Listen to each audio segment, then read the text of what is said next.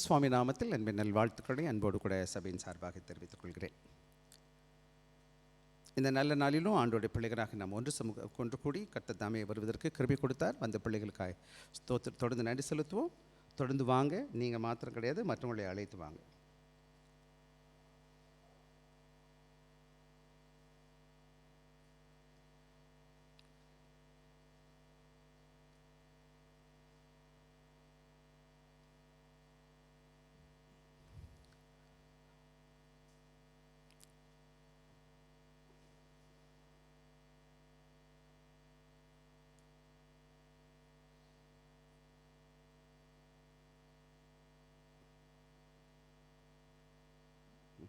ஒரு நிமிஷம். ஓகே, இன்றைக்கி நான் கர்த்தருடைய சமூகத்தில் வந்திருக்க நம்ம யாவும் ஒரு செய்ய போகிறோம்னு கேட்டிங்கன்னா, ஒரு முக்கியமான பாடத்தை நம்ம கற்றுக்கொள்ள போகிறோம். கர்த்தருடைய சமூகத்தில் வருவது முக்கியமான நோக்கம் என்னன்னு கேட்டால், நாம் ஒன்று கர்த்தரை ஆராதிப்பது முக்கியமானது, ரெண்டாவது கர்த்தருடைய வார்த்தையை கேட்டு அதோடைய அவர் சித்தத்தை அறிந்து கொண்டு இந்த உலகத்தில் அவருக்கு பிரியமான பிள்ளைகளை வாழ்வது. ரெண்டு காரியம் நம்முடைய ஒரு கூறுகளில் இருக்குது. ஒன்று ஆண்டவரை கனப்படுத்துறது, மகிமைப்படுத்துகிறதுக்கு வந்திருக்கிறோம். அதுதான் துதிக்கிறோம், பாடுகிறோம், மற்றவர்களை சந்தித்து பேசுகிறோம், ஊழியம் செய்கிறோம். ஆங்கிலத்தில் வர்ஷிப் சர்வீஸ்ன்னு சொல்லுவாங்க. ஆராதனையை ஊழிய சேவைன்னு சொல்லுவோம். ஆராதித்து நாம் சேவை செய்வதற்கு. எனவே இந்த நல்ல வேளையில் நான் சுருக்கமாக சில காரியங்களை வச்சிருக்க விரும்புகிறேன். ஆக ஆண்டவருடைய பிள்ளைகளை நாம் வந்திருக்கிறோம். ஆண்டவர் நம்ம தெரிந்தெடுத்து இருக்கிறாரு. ஆண்டவர் பிள்ளைகளாக இருப்பதனால என்னுடைய வாழ்க்கை எப்படிப்பட்டதாக காணப்படணும்னு கேட்டிங்கன்னா, ஆண்டவர் என்னை முன்குறித்து அழைத்ததற்காக அவர் என்னை தெரிந்து கொண்டு எனக்குள்ளே கிரியை செய்து கொண்டு இருக்கிறார் இல்லையா, அந்த கிரியின் வெளிப்பாடாக நான் காணப்படுவேன். கிரியின் வெளிப்பாடு. இப்படி சொல்லுவாங்க, ஒரு மரம் எதன் அடிப்படையில் தெரியும்னு கேட்டிங்கன்னா, அது கொடுக்குற கனியிலேருந்து தான் அந்த மரத்தை நம்ம என்ன செய்வோம், அது நல்ல மரம், அது கெட்ட மரம்னு சொல்லுவோம். வச்சுக்கோங்க, நம்ம மாமரத்தில் பாவக்காய் காய்ச்சா எப்படி இருக்கும்? எப்படியா இருக்கும்? மாமரம் வெளியெல்லாம் மாமரமாக இருக்குது, இலையெல்லாம் மாமரம். ஆனால் காயை பிடுங்கி சாப்பிட்டா எப்படி இருக்குது? ரொம்ப கசக்குது. அப்படி இருக்கும்போது அது நல்ல மரத்தின் வெளிப்பாடாக இல்லை, அது தப்பாக இருக்குது. என்னடா இது ஒரு ஓரமாக இருக்குது. இன்றைக்கி நிறையா கிறிஸ்தவ வாழ்க்கை எப்படி இருக்குன்னு கேட்டிங்கன்னா, நான் வெளியலங்கமாக இருக்கும்போது நான் ஆண்டோட மகனாக இருக்கிற மாதிரி இருக்கிறேன். பேர் வச்சு பேசும்போது சிலர் உங்கள் பேர் சொன்ன உடனே அவங்க புரிஞ்சுக்குவாங்க, ஓ இவங்க கிறிஸ்டின் போல் அப்படின்னு சொல்லிட்டு. ஆனால் உங்களோட வாழ்க்கையை பார்க்கும்போது அப்படிப்பட்ட வெளிப்பாடு கிடையாது, அப்படிப்பட்ட செயல்பாடு கிடையாது. அப்போ இன்றைக்கி நான் விசேஷமாக கலாத்திய திருச்சபையிலேருந்து ஒரு சில காரியங்களை உங்களுக்கு சொல்ல விரும்புகிறேன். கலாத்திய திருச்சபையில் என்ன செய்கிறார், பவுல் என்ன செய்கிறார்னா, இந்த கலாத்திய திருச்சபையை நிறுவனது யாருன்னு கேட்டிங்கன்னா, பவுல் தான் நிறுவுறவராக இருக்கிறார். ஆக கடவுள் சபை, அந்த சபை குறித்து பேசும்போது என்ன செய்கிறாருன்னு கேட்டிங்கன்னா, அவர் முக்கியமாக ஒரு சில காரியங்களை குறித்து பேசிக்கிட்டே வர்றாரு. அவர் முக்கியமாக என்ன பண்ணுறாருன்னு கேட்டிங்கன்னா, அந்த திருச்சபை எப்படிப்பட்டதா இருந்துச்சுன்னு கேட்டிங்கன்னா, அங்கே யூதர்கள் அல்லாதவர்களும் இருந்தாங்க சபைக்குள்ள. யார் இருக்கிறாவுல? இன்னொன்று முக்கியமாக தெரிஞ்சுக்கணும், காலையில் எப்போதுமே ஒரு நிருபம், அதாவது கடிதம்னு சொன்னீங்கன்னா, கடிதத்தை எப்போ எழுதும்போதும் அங்கே என்ன பிரச்சனை இருக்கோ அதை அட்ரஸ் பண்ணுறதுக்கு தான் என்ன செய்கிறார், பவுல் எழுதுகிறார். நிருபங்களை எழுதும்போது என்ன செய்வாங்க, பவுல் 13 நிருபங்கள் எழுதுகிறார் வேதத்தில்.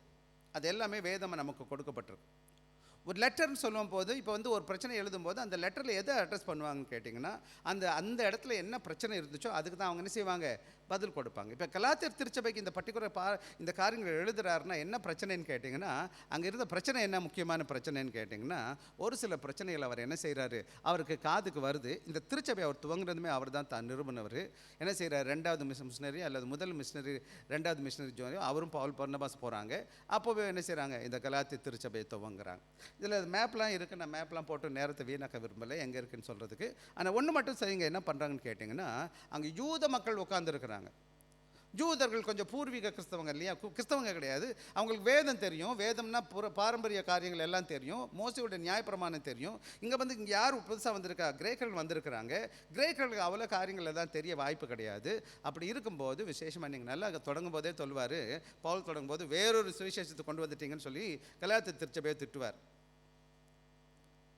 அப்போ என்ன பண்ணாங்க, இந்த யூதர்கள் என்ன பண்ணினாங்கன்னா, அவங்க என்ன செய்கிறாங்க, அந்த யூத பாரம்பரியத்தை உள்ளே திணிக்கிறாங்க. லீகலிசம் சொல்லுவாங்க. பாரம்பரியத்தை கொண்டு வந்து சட்டத்தை கொண்டு வர்றாங்க. இல்லை எங்கள் மோசை எப்படி சொன்னார், அப்படி சொன்னார், இப்படி செய்யுங்க, அது செய்யுங்கன்னு சொல்லிட்டு விசேஷமாக விருத்த சேதனம் குறித்தும் மற்ற காரியங்களை குறித்தும் உள்ளே என்ன செய்கிறாங்க, அவங்க கொண்டு வருகிறத பார்க்குறோம். ஆனால் பவுல் என்ன சொல்கிறாருன்னு கேட்டிங்கன்னா, ஆக சபைக்குள்ளே ரெண்டு விதமான கான்ஃப்ளிக்ட் இருக்குது. இந்த லீகலிசம் ஒன்று இருக்குது, யூதர்கள் என்ன ஆதிக்கம் செலுத்துகிறாங்க சபைக்குள்ளே. அவங்க என்ன செய்கிறாங்கன்னு கேட்டிங்கன்னா, என்ன செய்கிறாங்க, மற்ற கிரேக்கர்களுக்கு என்ன செய்கிறாங்க, அதை செய்ய இது செய்யன்னு சொல்லி அவங்களை தாக்குறாங்க. அங்கே ஒரு சின்ன பிளவை பார்க்குறார்.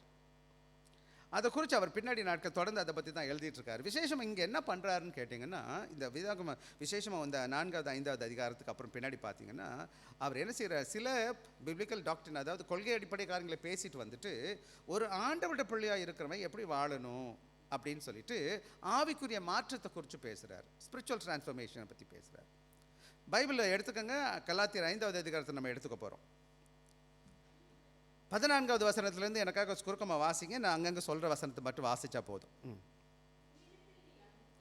உன்னிடத்தில் அன்பு கூறுகிறது போல பிறரிடத்திலும் அன்பு கூறுவாயாக, ஒரே வார்த்தையிலே நிறைய நியாயப்பிரமாணம் முழுவதும். ஏன் இதை அப்படி சொல்கிறாருன்னு கேட்டிங்கன்னா, நான் இப்போவே சொன்னேன், யூதர்கள் என்ன சொல்லிட்டு இருக்காங்க, நியாயப்பிரமாணம்னு வந்துட்டு இருக்கிறாங்களேப்பா, அப்போ அன்பு எங்கேப்பா போச்சு அப்படின்னு அவர் கேட்குறாரு. அது மாத்திரம் கிடையாது, அது என்ன செய்யுங்க, அது வாசிக்கலாம் எனக்காக.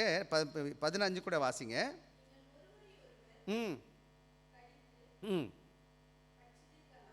பட்சி அழிவீர்கள். ஆக இங்கே வந்துட்டு என்ன செய்யாதீங்க, ஒருத்தரை பட்சிக்கிற மாதிரி காணப்படுறாங்க. பட்சிக்கிறதுனா தெரியுதா, பட்சின்னு சொல்லி சரி, அப்படியே ஒருத்தரோட தின்னணும்னு பார்க்குறாங்க. அப்படியே உள்ள சபைக்குள்ளே வந்த உடனே பார்த்தீங்கன்னா, இது கொஞ்ச நாள் சில நேரங்கள் நமக்குள்ளே கூட காணப்பட்டு இருக்குது. நான் ஊழியக்காரனாக இருந்துட்டு நான் பார்த்துருக்கேன், என்னடா இப்படி இருக்காங்களே ஜனங்க, நானே உள்ளத்துக்குள்ளே வருத்தப்பட்டு இருக்கிறேன். ஆக எப்படி வருவாங்கன்னு கேட்டிங்கன்னா, என்ன செய்வாங்க, நல்ல மனசாட்சியோடு வரமாட்டாங்க. சட்டம், அது செய்யணும், இது செய்யணும், அது இப்படி பண்ணணும், இப்படி பண்ணணும், தங்களுடைய மேன்மையை காண்பிப்பதற்கு அவங்க என்ன செய்வாங்க, தங்களை தாழ்த்த மாட்டாங்க. ஒருத்தர் மற்றவங்களை கொதறதுக்கு பார்ப்பாங்க, பட்சிக்கிறதுக்கு பார்ப்பாங்க. ஆனால் 18வது வசனம் கூட வாசிங்க. ஆவியில் நடத்தப்படுவீர்களே ஆனால், ஆக நீங்கள் தேவ ஆவியில் வழி நடத்தப்பட்டுவீங்கன்னா, தேவ ஆவியான உங்களுக்குள்ளே செயல்படுவார்னா, நீங்கள் ஆண்டவருக்குள்ளே பிறந்திருப்பீங்கன்னு சொன்னால், ஆக நீங்கள் எதுக்கு கட்டுப்பட்டிருக்க வேண்டாம், ஆவியானவர்கள் வழி நடத்திட்டு இருக்கிறாரு என்பது. இதெல்லாம் நம்ம பின்னாடி நாட்களில் டீட்டெயிலாக பார்க்கலாம். ஆனால் ஒன்று மட்டும் நல்லா நீங்களும் நானும் நல்லா புரிஞ்சுக்கணும், இந்த கால பொழுதில் நான் ஆவியால் நடத்தப்படுகிறவனா இருக்கிறேனா இல்லையா என்று தான் இந்த கால வேலை கேள்வி. ஆக தேவ ஆவியானவர் எனக்குள்ளே இருக்கிறாருன்னு சொன்னால், இது ஒரு முக்கியமான ஒரு பாடம். ஆக்சுவலாக நான் இன்னொரு காரியம் தான் பேச விரும்பினேன், ஆவியின் காரியங்களை குறித்து தான் பேச விரும்பினேன். ஆனால் அது பெரிய ஒரு பாடமாக இருக்கிறதுனால அங்கே என்ன செஞ்சுட்டேன், அதை நான் இப்போ தொடரலை. இன்னொரு நாளைக்கு அதை சீரியஸாக பண்ணணும். ஆக இன்றைக்கி நான் உங்களுக்கு சொல்லுகிற காரியம் என்னன்னு கேட்டிங்கன்னா, நானும் நீங்களும் தேவ ஆவியானவர் வழி நடத்தப்படுவோமானால், தேவ ஆவியின் கனி ஆவியானவர் எனக்குள்ளே இருப்பார்னா, நான் எப்படிப்பட்ட கனிகளை கொடுக்குறவனாய் காணப்படுவேன். ஆண்டவர் பிள்ளையாக இருக்கிறேன்னு சொல்லி திருச்சபைக்கு வருகிறேன், ஆண்டவருடைய பிள்ளைகளுடைய அப்படிப்பட்ட கனிகள் கொடுக்காமல் இருப்பேன்னு சொன்னால், அது ஆண்டவர் நாமத்தை தூசிக்கிறதா காணப்படும். அதனால் இந்த கால வேலை நம்முடைய வாழ்க்கை எப்படிப்பட்டதாக இருக்கணும்னு கேட்டிங்கன்னா, ஆவியக்குரிய மனமாற்றம் அடைந்தவர்களாய் அல்லது மறுரூபமாக்கப்பட்ட பிள்ளைகளாய் காணப்படுவேன். அதை இங்கிலீஷில் சொல்லுவாங்க ஸ்பிரிச்சுவல் டிரான்ஸ்ஃபர்மேஷன் சொல்லுவாங்க. ஆக இன்றைக்கி என்னுடைய தலைப்பு என்னன்னு கேட்டிங்கன்னா, அப்படியே ஆவிக்குரிய காரியங்களில் உங்கள் வாழ்க்கையில் மனமாற்றம் அடைஞ்சிருப்பீங்கன்னு சொன்னால், உங்கள் வாழ்க்கையில் என்ன காணப்படணும், ஆவிக்குரிய கனிகள் கொடுக்கப்படுகிறவங்கள காணப்படும். ஆண்டவருக்கு என்னை மாற்றிட்டாரு, தேவ ஆவி எனக்குள்ளே செயல்பட்டு இருக்காரு, ஆண்டோட சித்தம் எனக்குள்ளே இருக்குது, ஆண்டவர் என்னை ஒவ்வொரு படியாக வழி நடத்திக்கிட்டு இருக்கிறாரு, என்னை மறுரூபமாக்கிக்கிட்டே இருக்கிறாரு. கர்த்தருடைய வார்த்தையை கேட்குறேன், வாரம் வாரம் வர்றேன், ஆண்டோட வசனம் எனக்குள்ளே பேசப்படுது. ஆண்டோட காரியத்தை கேட்கும்போது என்ன நடக்குதுன்னு கேட்டிங்கன்னா, ஒரு ஓவியன் என்ன செய்கிறான், ஒரு சிற்பாசாரி என்ன செய்கிறான்னு கேட்டிங்கன்னா, ஒவ்வொரு உளியாக அடிக்க அடிக்க அடிக்க அடிக்க அவன் கொடுக்க வேண்டிய அந்த ஷேப் வர்ற மாதிரி எப்படி அவன் விரும்பின ஓவியம் வெளியில் வருதோ, அது போல் ஆண்டவர் என்ன செய்கிறான்னு கேட்டிங்கன்னா, தேவ ஆவியான எனக்குள்ள என்ன செய்கிறான்னு கேட்டிங்கன்னா, அவரோட வார்த்தையை சொல்லி சொல்லி சொல்லி சொல்லி வார்த்தையை கேட்டு கேட்டு கேட்டு அவர் என்ன செய்கிறார், கடைசியில் அவருக்கு விருப்பமான ஒரு அழகான ஆண்டவரோட மனிதனா என்ன செய்கிற மனுஷியா கிறிஸ்துவ போல என்னையும் உங்களையும் உருவாக்கிக்கிட்டு இருக்கிறார். என்னை போல எப்படி உருவாக்கிட்டு இருக்காரா, கிறிஸ்துவின் சாயல்ல ஆண்டவரை போல மாறணும். இன்னைக்கு சபையோட பிரதான நோக்கம் என்னன்னு நல்லா புரிஞ்சுக்கணும் நீங்களும் நானும். நான் வந்துட்டு அப்படியே பரலோகத்துக்கு போகவே முடியாது, எப்படி ஆகாத பட்சத்தில் வாசிங்க. எனக்கு ஒரே ஒரு வேத வசனம் வாசிச்சுட்டு அப்புறமா அங்கே போகலாம். ரோமர் 8வது அதிகாரம் 29வது வசனம் வாசிச்சிருவோம். எனக்கு நமக்கு எல்லாம் பரிச்சயமான வேத பகுதி. ரோமர் 8:29. தம்முடைய குமாரன் அநேக சகோதரருக்குள்ளே முதற் பேரானவராய் இருக்கும் பொருட்டு தேவன் எவர்களை முன் குறித்தாரோ, கவனமாக கவனிக்க. நீங்கள் சபையுடைய பிரதான நோக்கம் என்னன்னு கேட்டீங்கன்னா, ஒவ்வொரு பிரசங்கத்தோட நோக்கம் என்னன்னு கேட்டிங்கன்னா வேறு ஒன்றும் கிடையாது. நீங்கள் எல்லாரும் அவர்களை தமது குமாருடைய சாயலுக்கு ஒப்பாய் இருப்பதற்கு முன் குறித்திருக்கிறார். நானும் நீங்களும் இந்த சபைக்கு வந்தது ஒரே நோக்கம் என்னன்னு கேட்டால், இயேசுவை போல மாறணும். ஏசு கிறிஸ்துவின் சாயலில் மாறணும். சாயல்னா அவரை போல நான் மாற முடியாது. அவர் எப்படி இருந்தார் நமக்கு தெரியாது. அவருடைய குணங்களை நான் பற்றிக்கொள்ளணும். இந்த உலகத்தில் ஆண்டவரை இயேசு கிறிஸ்து வாழும் பொழுது எப்படிப்பட்டவராக வாழ்ந்தார், அவர் எப்படிப்பட்ட அன்புள்ளவராக இருந்தார், இரக்கமுள்ளவராக இருந்தார், பரிவுள்ளவராக இருந்தார். அந்த பண்புகள் எனக்குள்ளே வெளிப்படுத்துகிற காணப்படும். அதைத்தான் பவுல் இங்கே சொல்லும்போது என்ன சொல்கிறாருன்னு கேட்டிங்கன்னா, நான் சரீரத்தில் வாழ மாட்டேன். அதான் அது வீட்டில் போய் வாசித்து பாருங்கள் தயவுசெய்து. அந்த கலாத்தியர் 5வது அதிகாரம் 16லேருந்து 25 வாசித்து பாருங்கள். இன்றைக்கி நான் எல்லாத்தையும் பிரசங்கிக்கிறதுக்கு எனக்கு நேரம் கிடையாது. எனவே நான் சொல்லுகிற காரியம் உங்களுக்கு புரியுதுன்னு நான் உணர்கிறேன். புரியலைன்னா தயவுசெய்து எனக்கு அப்புறமா நீ எப்போ வேணாலும் என்னை கூப்பிட்டு பேசலாம். ஒன்று, நீங்கள் ஆவியானவர் எனக்குள்ளே இருக்கிறாரு, ஆண்டவர் என்னை தெரிஞ்சிருக்கிறாரு, நான் ஆண்டவரோட மகனாக இருக்கிறேன், மகளாக இருக்கிறேன்னு கேட்டிங்கன்னா உங்கள் வாழ்க்கையில் ஆண்டவரோட பிள்ளைகளாக இருக்கிறதுக்கு கனி கொடுக்கணும். அதுக்கு தான் இன்றைக்கி நான் போட்டிருக்கேன், manifestation of God's work in us. ஆக தேவ ஆவியானவர் எனக்குள்ளே செயல்படுகிறாருன்னு சொன்னால் அது எனக்கு வெளிப்படுத்தப்படணும்.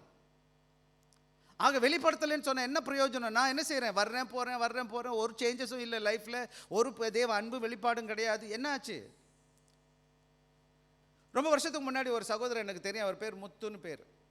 அவர் ஆண்டவர் ஏற்றுக்கொள்ளலை. அவர் மோளம் அடிப்பார், டம்னு அடிப்பார். அந்த கோயிலில் அங்கெல்லாம் போய் அடிச்சிருவார், திரிப்பார். நான் பார்த்துருக்கேன் அந்த சகோதரரை. நான் அப்போ கொஞ்சம் சின்ன வயசாக இருக்கும்போது. அவர் இயேசுவை ஏற்றுக்கிட்டார். அங்கே போயிட்டு ஒரு நாள் என்ன செய்ய, பள்ளிக்கூடம் போயிருக்கிறார். மகனுக்கு ஏதோ பிரச்சனைன்னு சொல்லி போயிருக்கிறார். அந்த பையன் போன உடனே என்ன ஆச்சுன்னு கேட்டிங்கன்னா, அங்கே அந்த அந்த டீச்சருக்கும் அவருக்கும் வாக்குவாதம் வந்துருச்சு. அந்த டீச்சரும் எனக்கு தெரிஞ்சவன் தான். உடனே இந்த ஐயாவை பலார்னு கண்ணத்தில் அடிச்சிட்டார். யார் அடிச்சிட்டாரு? முத்துவன் இன்னொரு அடிச்சிட்டார். அடித்தோடனே என்ன பண்ணியிருக்கணும்? இவர் முத்தும் அடிச்சிருக்கணும் தானே.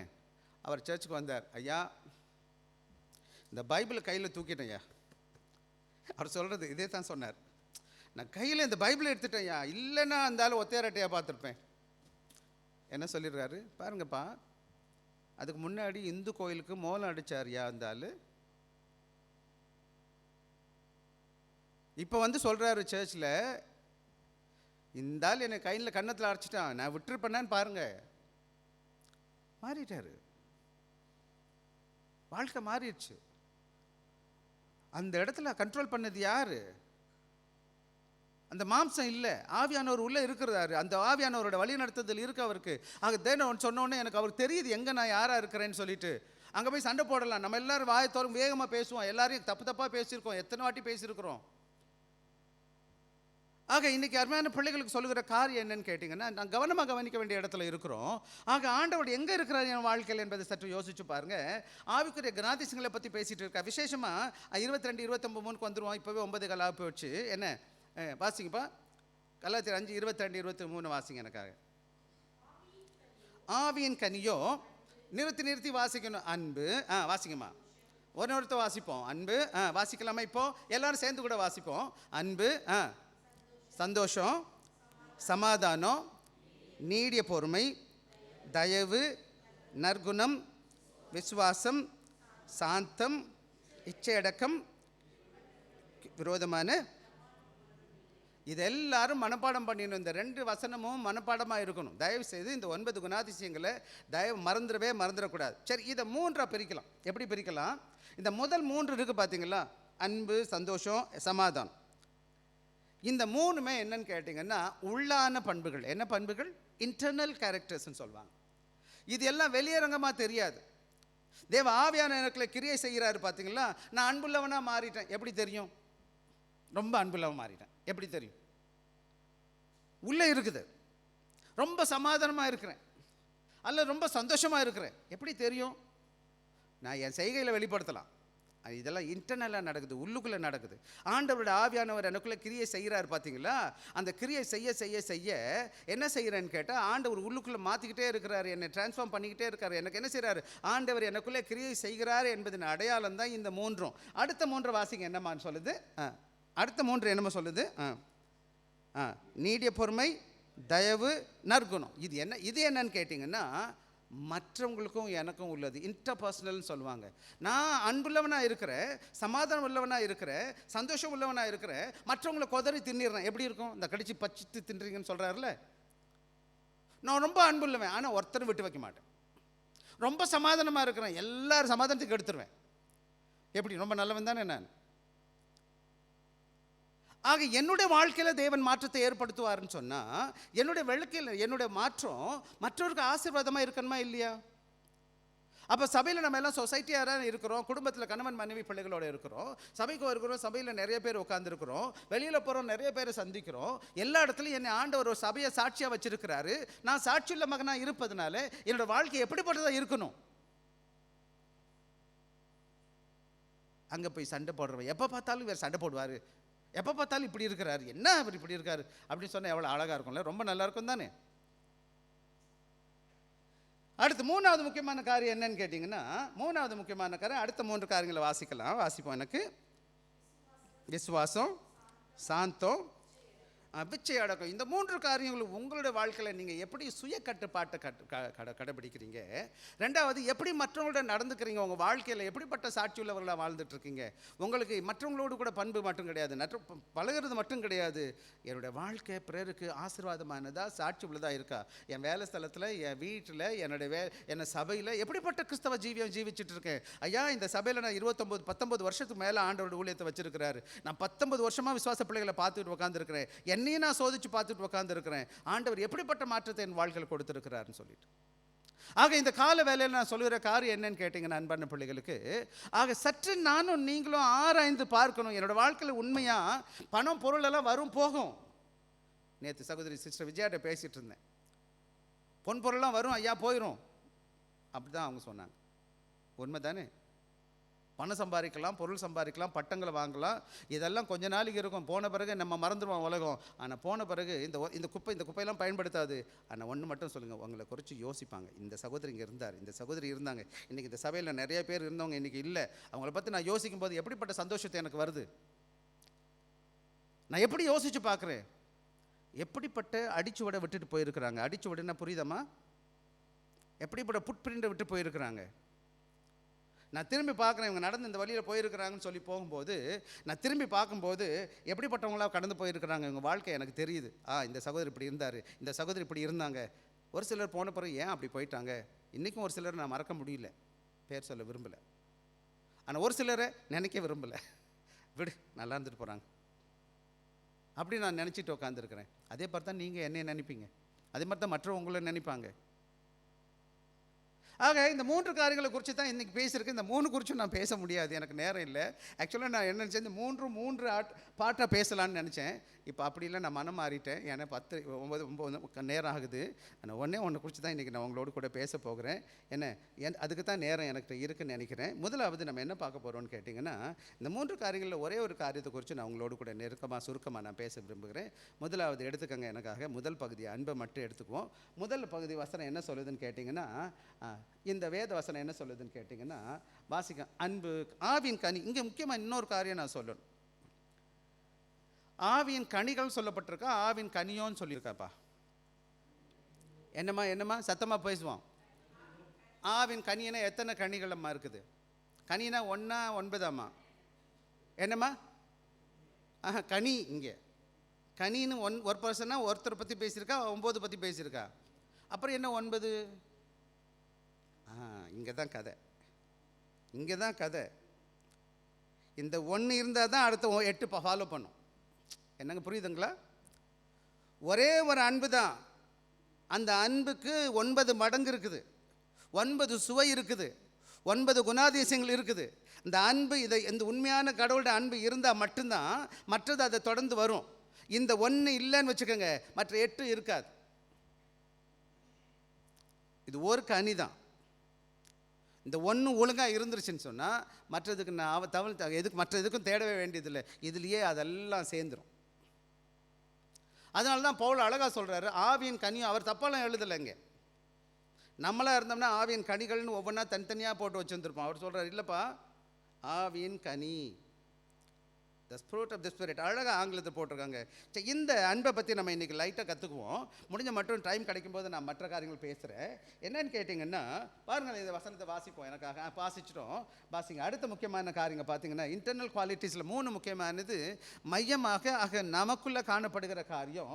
இந்த இன்டர்னலை நானும் நீங்களும் இந்த நாள் இன்னையிலேருந்து வரப்போகிற காலங்களில் நான் கொஞ்ச நாள் டைம் எடுத்து பேசணும்னு ஆசைப்பட்றேன். ஆக நீங்கள் யோசிச்சு பாருங்கள், உங்கள் உள்ளான வாழ்க்கை இது யாரும் பார்க்கல. இது யாரும் பார்க்கல, மேல் ஒருத்தர் பார்த்துட்டு இருக்காரு. ஆனால் இது வெளிப்படுது. நீங்கள் செயல்படும் போது, பேசும்போது, ஒவ்வொரு காரியத்திலும் இந்த காரியம் 3 காரியம் வெளிப்பட்டுக்கிட்டே இருக்குது. நீங்கள் எவ்வளோ அன்புள்ளவளாக இருக்கிறீங்க, எவ்வளோ சந்தோஷமாக இருக்கிறீங்க, எவ்வளோ சமாதானமாக இருக்கிறீங்க, விசேஷமாக நல்லா கவனமாக கவனிக்கும் போது தப்பாக எடுத்துக்காதீங்க. சில காலங்களில் நான் நோட் பண்ணிகிட்டு இருக்கேன், நம்ம பாட்டெல்லாம் அப்படியே தூங்கி வழிகிற மாதிரியே காலையில் பாவம் என்ன தான் எல்லாத்தையும் விட்டுட்டு வந்துட்டீங்களோ, எங்கேயோ துக்கமாக இருக்கிற மாதிரி என் ஃபீலிங் இருக்குது. நான் அதை என்ன சொல்லணும்னு யோசிச்சுட்டு இருக்கேன். அதை பற்றி அப்புறமா பேசுவோம். எவ்வளோ பேர் சந்தோஷமாக இருக்கீங்க? முதல் கை தூக்கி காமிங்க. அல்லேலூயா சொல்லுவோம். நான் பொதுவாக சொல்ல மாட்டேன். முகத்தில் என்ன வேணும்? ஆண்டோட பிள்ளைங்களுக்குள்ள அந்த க்ளோன்றது பூசுறதுல இல்லைங்கய்யா. பட்டாமாவை பூசுறதுலாம் இல்லை. நம்ம நகை நட்டு போட்டு அதெல்லாம் வந்தால் கூட நம்ம சந்தோஷம் உள்ளே இல்லைன்னா வெளியில் ஒன்றும் தெரியாது. சரி, அதை பற்றி நான் பேச போகிறேன். ஒவ்வொன்றா நான் பேசுவேன் உங்கள்கிட்ட. இந்த அன்பை பற்றி பேசும்போது விசேஷமாக இந்த அன்பை என்ன சொல்லுதுன்னு கேட்டிங்கன்னா, வாசிங்க பார்க்கலாம். இதை வரையறை போட்டிருக்குது, டெஃபினிஷன் போட்டிருக்கேன். Agape love is unconditional, sacrificial and selfless, exemplified by God's love for us. இந்த அன்பு எப்படிப்பட்ட அன்புன்னு கேட்டிங்கன்னா, அன்பான பிள்ளைகளே, அகாப்பே அன்பு கிரேக்கத்தில் 4 விதமான அன்பை பற்றி பேசுகிறோம். இந்த அன்பை பற்றிலாம் டீட்டெயிலாக பேச நேரம் இல்லை. நல்ல நாளுக்கு பேசியிருக்கோம், முதவரையும் பேசியிருக்கிறோம். அன்பில் விதவிதமான அன்பு இருக்குது. விசேஷமாக கிரேக்கர்கள் என்ன செய்கிறாங்க, அன்பு தமிழில் நேசம், அன்பு அப்படின்னு நம்ம 1, 2 போட்டுட்டு எல்லா விதமான அன்பையும் ஒரே குட்டையில் போட்டுட்டோம். கடவுள் கொடுத்த தியாகமான அன்பு அல்லது நிபந்தனையற்ற அன்பு அல்லது மாதிரியான அன்பு, இந்த அன்புக்கு என்று ஈடு இணையே கிடையாது. அதாவது தன் ஜீவனை கொடுக்குற அன்பிலும் பெரிய அன்பு இந்த உலகத்தில் ஒன்றும் கிடையாது. என் மகனை நான் நேசிக்கிறேன், எனக்கு தெரிஞ்சவனை நான் நேசிக்கிறேன், அல்ல என் மனைவியை நேசிக்கிறேன்னா அது வேறு அன்பு. அந்த அன்பு என்ன கிடையாது, தியாகம் கிடையாது, எதிர்பார்த்துக்கிற அன்பு. ஆக இந்த அன்பு எப்படிப்பட்டது? அகாப்பே அன்பு என்னன்னு கேட்டிங்கன்னா, இது எப்படிப்பட்ட அன்புன்னு கேட்டிங்கன்னா, இந்த அன்பு ஈடு இணையல்ல இல்லாதது. இந்த அன்பு எப்படிப்பட்டது? சுயநலம் பார்க்காது, தியாகமான அன்பு, நிபந்தனையற்ற அன்பு. அந்த அன்பு தான் உங்களையும் என்னை ஆண்டோட பிள்ளையாக மாற்றிருக்க அன்பான பிள்ளைகள். அப்புறமா ஒரு சில வசனங்களை வாசிப்போம். ஆக இங்கே இந்த வசனத்தை நான் வாசிக்கும் போது இந்த அன்பில் எப்படிப்பட்ட அன்புன்னு கேட்டிங்கன்னா, உதாரணம் பார்த்தீங்கன்னா, இந்த அன்பு என்ன பண்ணுதுன்னு கேட்டிங்கன்னா, இது எப்படி வெளிப்பட்டுச்சுன்னு கேட்டிங்கன்னா, வாசிக்கலாம். எனக்காக ஒருத்தர் எடுத்துக்கோங்க. இந்த அன்போட எப்படிப்பட்ட வெளிப்பாட்டுன்னு சொல்லி 1 கொரிந்தியர் 13வது அதிகாரம் 4 7 வரை வாசிங்க எனக்காக. அன்பு நீடிய சாந்தமும் தயவும் உள்ளது, அன்புக்கு பொறாமை இல்லை, அன்பு தன்னை புகழாது, இருமாப்பா இராது, அயோக்கியமானதை செய்யாது, தற்பொழிவை நாடாது, சினமடையாது, தீங்கு நினையாது, அநியாயத்தில் சந்தோஷப்படாமல் சத்தியத்தில் சந்தோஷப்படும், சகலத்தையும் தாங்கும், சகலத்தையும் விசுவாசிக்கும், சகலத்தையும் நம்பும், சகலத்தையும் சகிக்கும். ஐயா, அன்பான பிள்ளைகளை, இந்த அன்பின் வெளிப்பாடு உங்கள்கிட்ட இந்த அகாப்பே அன்பு இருக்கும்னா, ஆண்டவர் வெளிப்படுத்தினதான் கர்த்தராக இயேசு கிறிஸ்துவோட அன்பை பற்றி நம்ம கொஞ்சம் லைட்டாக பேசுகிறேன் நான். ஆக இந்த அன்பு எப்படிப்பட்ட அன்பாக இருக்குன்னு பார்த்தீங்கன்னா, இத்தனை கூறுகள் இருக்குது அந்த அன்புக்குள்ளே. அழகாக சொல்கிறேன், அன்பு நீடிய சாந்தம். நீடியன்ற வார்த்தையை நீடிய சாந்தம்னு சொல்லக்கூடாது, நீடிய சாந்தம். சாந்தம்னா சாந்தம், அது என்ன செஞ்சாலும் அமைதியாக தான் இருக்கும். அது அன்புக்கு பொறாமை கிடையாது. அடுத்தவன் நல்லா இருக்கும்போது சந்தோஷப்படும். என் பிள்ளை தானே, என் சகோதரன் தானே, என் சகோதரி தானே, எல்லோரும் நல்லா இருக்கட்டும், சந்தோஷம். என் பிள்ளை பாஸ் ஆகிட்டு வந்துட்டா எனக்கு எவ்வளோ சந்தோஷம். என் பிள்ளை நல்லா வாழ்க்கையில் முன்னேறிட்டானே எவ்வளோ சந்தோஷம். என் சகோதரன் செஞ்சால் எவ்வளோ சந்தோஷம். எல்லோரும் அப்படித்தானே இருக்கணும். ஏன் நான் பொறாமப்படணும்? அதுதான் உண்மையான அன்பு. ஆண்டவோட அன்பில் என்ன கிடையாதுன்னு கேட்டிங்கன்னா, பிச்சு கிடையாதுன்னு சொல்லுவாங்க. என்ன கிடையாது? பிச்சுனா தெரியுமா உங்களுக்கு? கசப்பு, கசக்கிறது. அப்புறம் தன்னை புகழாது. நான் தான் நம்பர் 1, நான் தான் பெரிய ஆள். எங்கே வாய்ப்பு கிடைக்குமோ அடுத்தவங்க முன்னாடி போட்டோம் என்ன போச்சு? அந்த சகோதரி செய்யட்டும், வாங்க எல்லாரும் சேர்ந்து செய்வோம். ஒரு நல்ல அன்புள்ள சகோதரன் என்ன செய்வாங்க? தன்னை பின்னாடி வச்சுட்டு மற்றவங்களை முன்னாடி அனுப்பி கொடுப்பான். அன்பிலார் எல்லாம் தமக்குரியர், அன்புடையர் என்றும் உரியர் பிறருக்கு. அவன் வாழ்க்கையில் தான் பின்னாடி, அடுத்தவங்க முன்னாடி. இருமாப்பு இருக்காது, அயோக்கியமானது செய்யாது, தற்பொழிவை நாடாது. இன்னொரு வேத பகுதியை வாசிக்கலாம் எனக்கு. எபேசியர் 4வது அதிகாரம் 2, 3 வாசிங்க. மிகுந்த மனத்தாழ்மையும் சாந்தமும் நீடிய பொறுமையும் உடையவைகளாய் தாங்கி கட்டினால் இந்த சபைக்குள்ள வரும் பொழுது நாமெல்லாம் மனிதர்களாக இருக்கிறோம். ஐயா, பிரச்சனைகள் வரும், மனபாரம் வரும், போராட்டம் வரும், வேற்றுமை இருக்கத்தான் செய்ய போகுது. நம்ம எல்லாரும் ஒரே மாதிரி கிடையாது, மறந்துடாதீங்க. 5 விரலும் ஒன்றா இல்லாத போல் நம்ம எல்லாரும் ஒரே மாதிரி கிடையாது. என் வீட்டில் 2 பிள்ளைங்க, நமக்கு எல்லாருக்கும் வெவ்வேறு பிள்ளைங்க பிறந்திருந்தாலும், 2 பிள்ளைங்க ஒரே அப்பா அம்மாவுக்கு பிறந்திருந்தாலும் 2 பிள்ளைங்க வெவ்வேறாக இருக்கிறாங்க. ஒன்றும் மாற்ற முடியுமான்னு கேட்டால், இந்த உலகத்தில் இன்னைக்கு 8 பில்லியன் மக்கள் இருக்கிறாங்களாம். 8 பில்லியன் மக்களுக்கு இந்த ஃபிங்கர் பிரிண்ட் ஒரே மாதிரி கிடையாது. 8 பில்லியன் கண்கள் என்ன கிடையாது, ஒரே மாதிரி கிடையாது. அதனால தான் இப்போல்லாம் ஏசியில் என்ன செய்கிறாங்க, ஏர்போர்ட் வந்தோடனே கண்ணை அங்கே பாருங்கன்னு வாங்க, எல்லாத்தையும் பார்க்க என்ன செய்யணும், நம்மளை கண்ணை பார்க்குறாங்க. 8 பில்லியன் மக்களுக்கு குறைஞ்சபட்சம் 8 பில்லியன் மாற்று இருக்குது, குறைஞ்சபட்சம் இல்லையா? சபையில் நான் இவ்வளோ பேர் வந்து இருக்கணும், எல்லாரும் ஒரே மாதிரி இருக்கணும், எப்படி எதிர்பார்க்க முடியும் நான்? ஆக கடவுளோட அன்பு இருக்குமானா மட்டும்தான் மிகுந்த தாழ்மையும் சாந்தமும் நீடிய பொறுமையும் உடையவர்களாய் அன்பினால் ஒருவரை ஒருவர் தாங்கி சமாதான கட்டினால் ஆவின் ஒருமையை காத்துக்கொள்வதற்கு ஜாக்கிரதையாக இருக்கணும். சபைக்குள்ளே பிளவுகள் வரும், பிரச்சனைகள் வரும், மனக்கஷ்டம் வரும், போராட்டம் வரும். இல்லைன்னா சபையில் நிற்க முடியாது. மனிதர்கள் வீட்டுக்குள்ளே வரலையாமா? எவ்வளோதான் அன்பாக கல்யாணம் பண்ணிட்டு வந்தாலும் வீட்டுக்காரம்மா சண்டை போடலன்னு சொல்லுங்கள். யாராச்சும் ஒருத்தர் ஒரு நாள் கூட நாங்கள் சண்டை போடலன்னு சொன்னால் நிச்சயமாக உங்கள் வீட்டில் நான் உங்களை வந்து பார்த்து பேசணும். நல்ல வேலை நான் ஒற்றுமையாக இருக்குது. நானே நினச்சிருக்கேன், சில நேரங்கள் நம்மலாம் ஒற்றுமையாக இன்னும் இருப்போம்னா ஆண்டோட கிருபை தான் வேணும். போயிருக்கோம்னா என்றைக்கோ போய் சேர்ந்துருப்போம் இல்லை? குடும்பத்தில் அவ்வளோ பிரச்சனை வந்துச்சு. அப்போ சபையை விட்டு ஓடினா எப்படி? பிரச்சனை வருமா வராதா? வரும், வரணும். அதனால தான் உங்கள் விசுவாசமே வெளிப்படும். தெரியுமா உங்களுக்கு?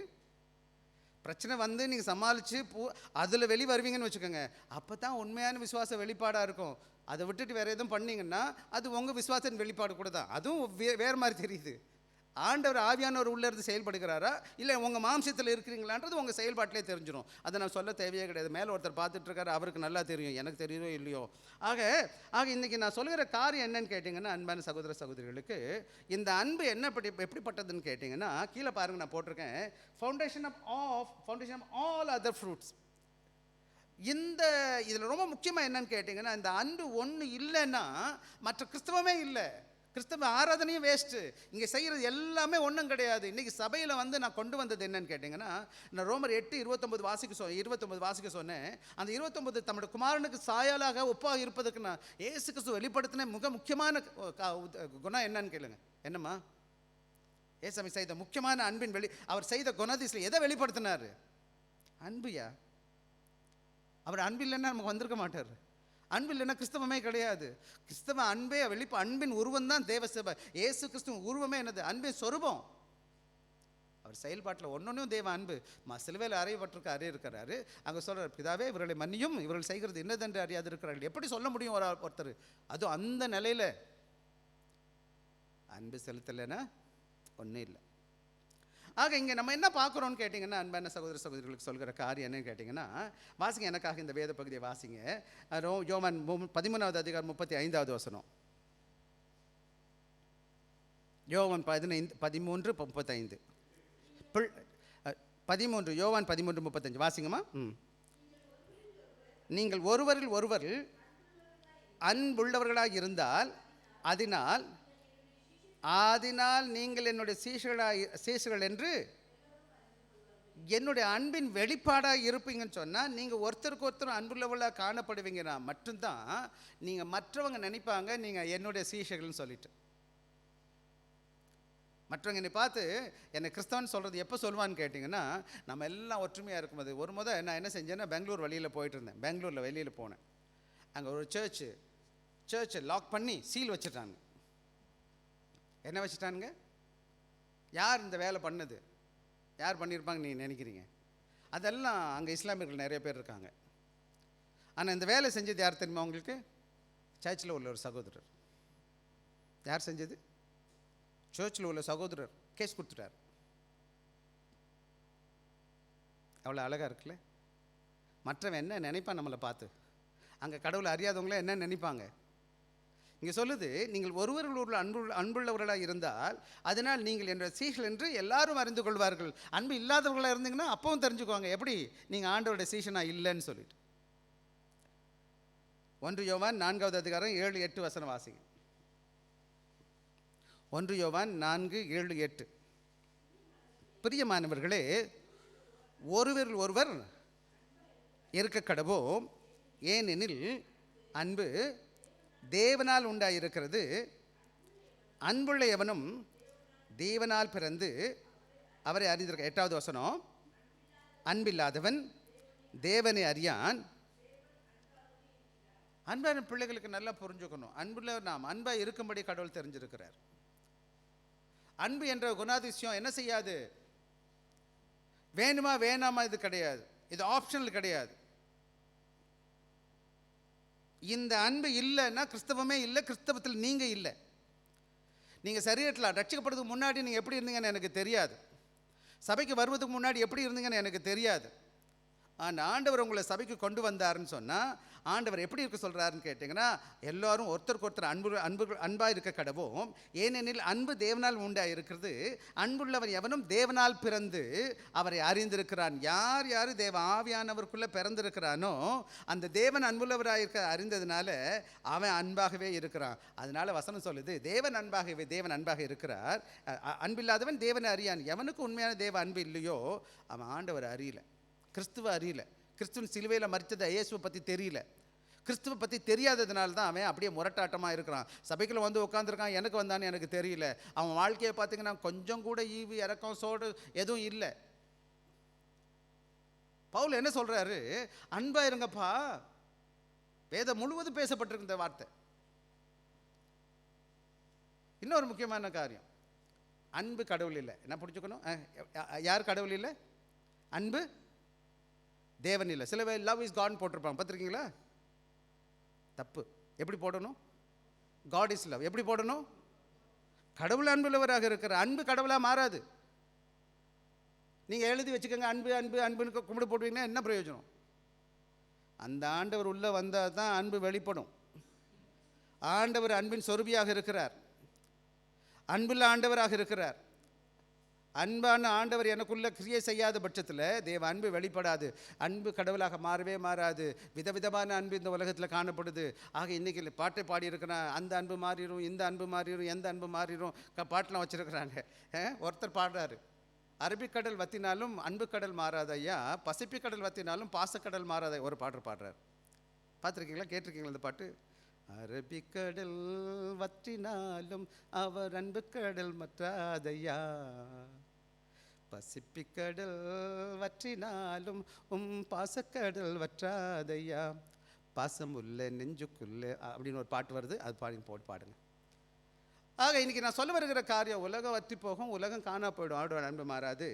ஆக இன்றைக்கி நான் உதாரணம் மட்டும் 1, 2 மட்டும் நான் சொல்லிடுறேன். முதல்ல இந்த அன்புக்கு உருவம் யாருன்னு கேட்டிங்கன்னா, ஆண்டவருடைய அன்பையா. ஆண்டவருடைய அன்பு தான் எனக்கு மாதிரியான அன்பு. வேறு உலகத்தில் வேறு அன்பு கிடையாது. ஆண்டவர் இந்த உலகத்தில் அன்பு, உயர்ந்த அன்புக்கு ஸ்டாண்டர்ட் எங்கே இருக்குன்னு கேட்டிங்கன்னா ஆண்டவருடைய அன்பு. ஆண்டவர் தம்முடைய அன்பை எப்படி வெளிப்படுத்துகிறாருன்னு சொன்னீங்கன்னா, யோவான் 3:16 வாசிப்போம் எனக்காக.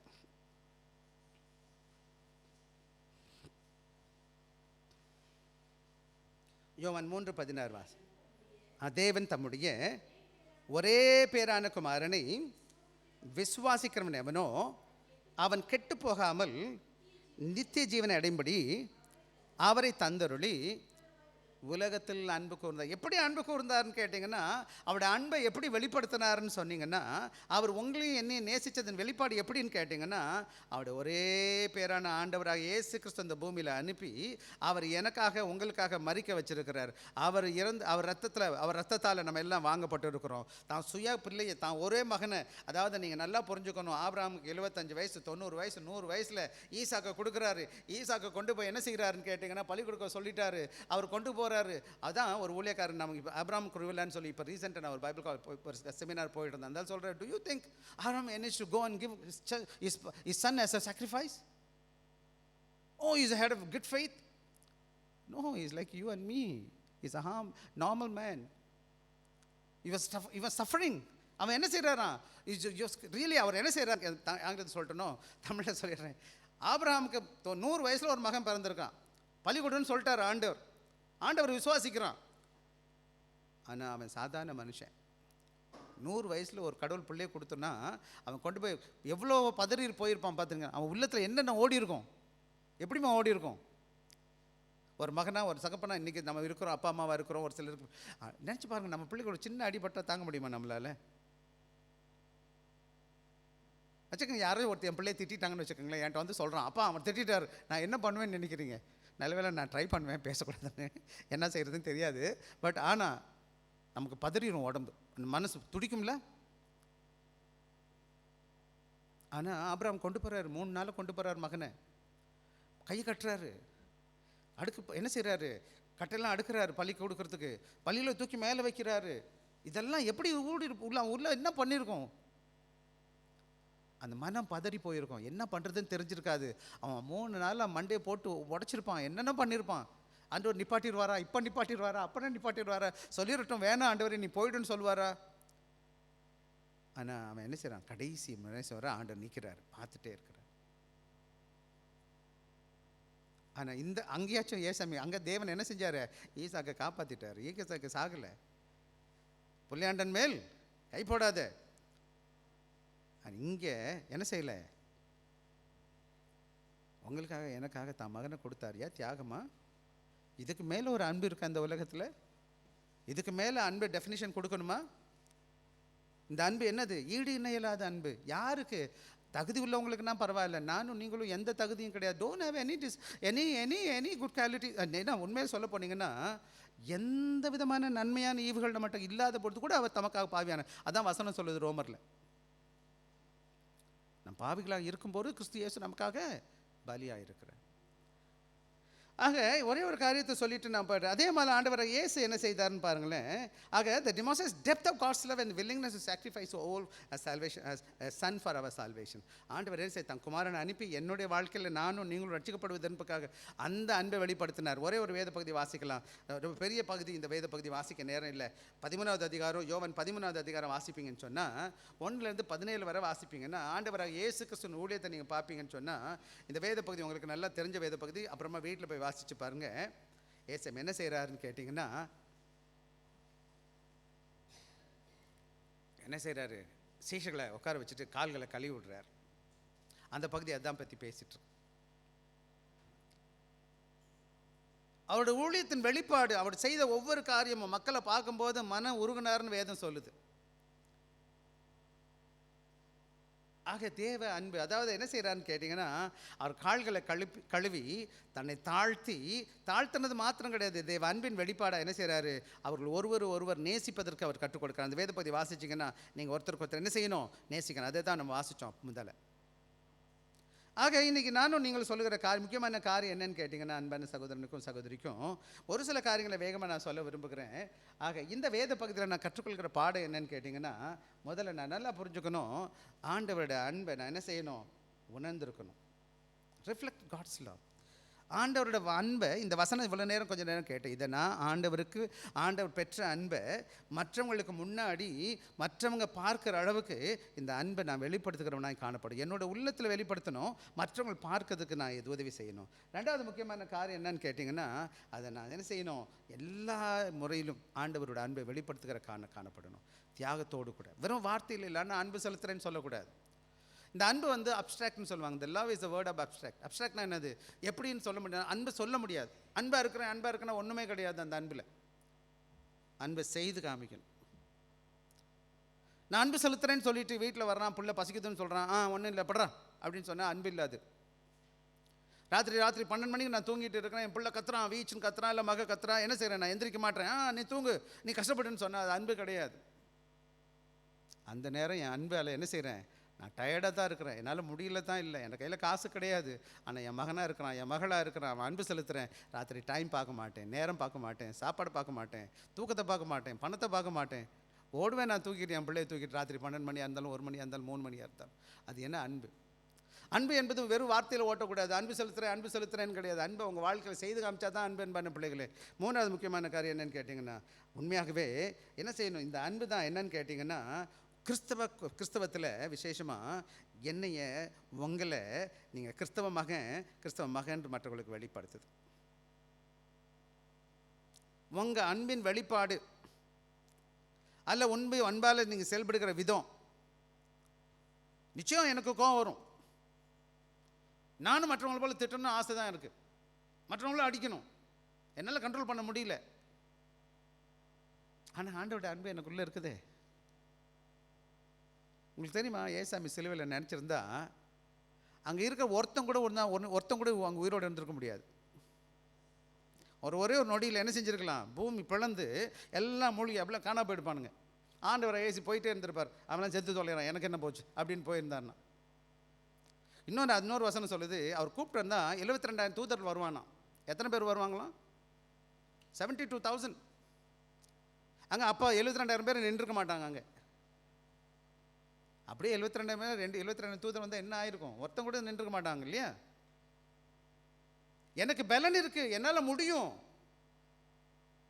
ஆனால் ஆண்டோட அன்பு என்னை தடுக்குது. அதை தான் பவுல் சொல்லும்போது, ஆண்டோட அன்பு என்னை நெருக்கி ஏவுது. இந்த ஊழியத்தில் நம்ம இவ்வளோ நிற்கிறதுக்கு ஒரே ஒரு காரணம் தான் நான் உங்களுக்கு சொல்ல முடியும்.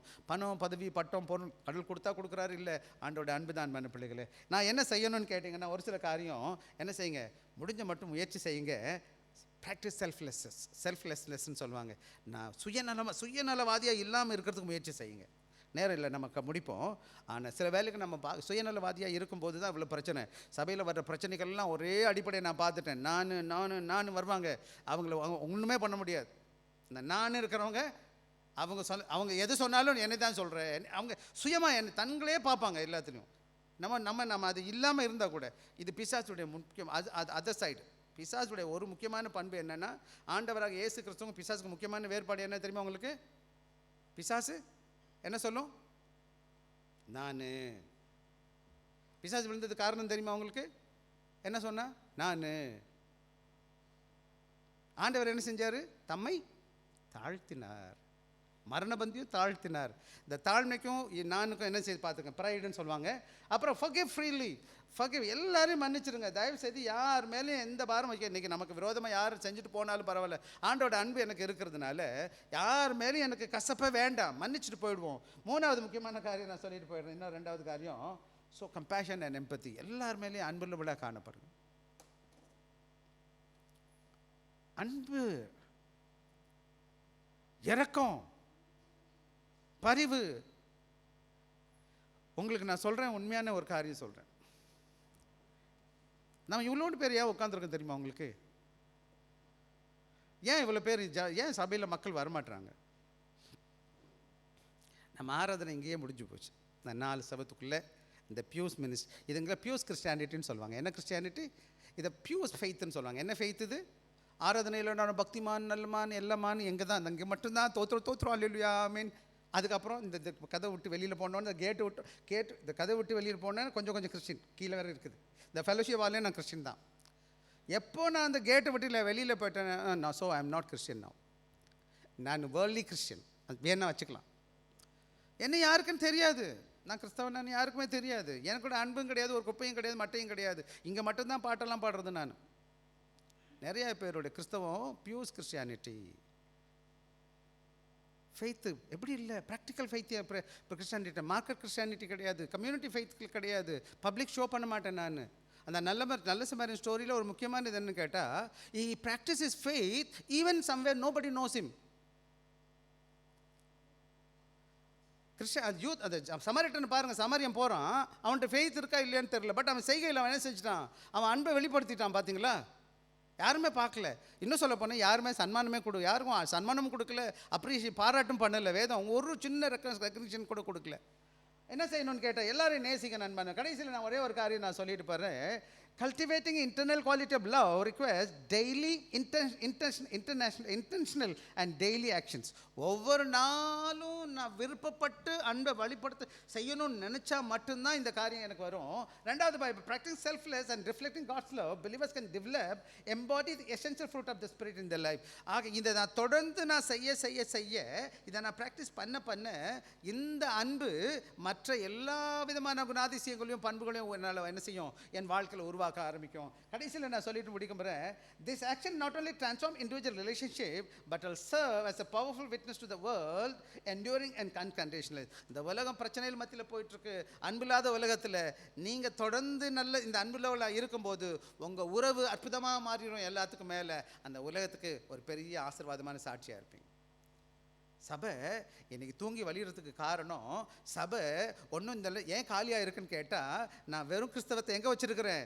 என் உள்ளத்தில் வச்சுட்டு சர்ச்சில் மட்டும்தான் வச்சுருக்கிறேன். ப்ராக்டிக்கல் வெளியில் போகும்போது என்னோடய விசுவாசம் என்ன செய்யலை, என்னோடய அன்பு எங்கே கொண்டு போகப்படலை, வெளியில் போகல. அன்பான பிள்ளைகளே, கிறிஸ்துவ எல்லாருக்கும் தெரியும். உங்களுக்கு தெரியுமா எல்லாரும் ஏசு பற்றி ரொம்ப பேருக்கு தெரியும்னு, உலகத்துக்கே தெரியும்னு? இன்னும் கேட்டு பாருங்கள், அவர் என்ன சொல்லுவாங்க. யாராச்சும் ஒருத்தர் சொல்லுங்கள் அவர் மோசமானவர்னு சொல்லுங்கள் எனக்கு. ஆனால் உங்களை யாராச்சும் நல்லவன்னு சொல்கிறாங்களே? ஏசு கெட்டவங்களை யாரும் சொல்ல மாட்டாங்க, பொதுவாக சொல்ல மாட்டாங்க.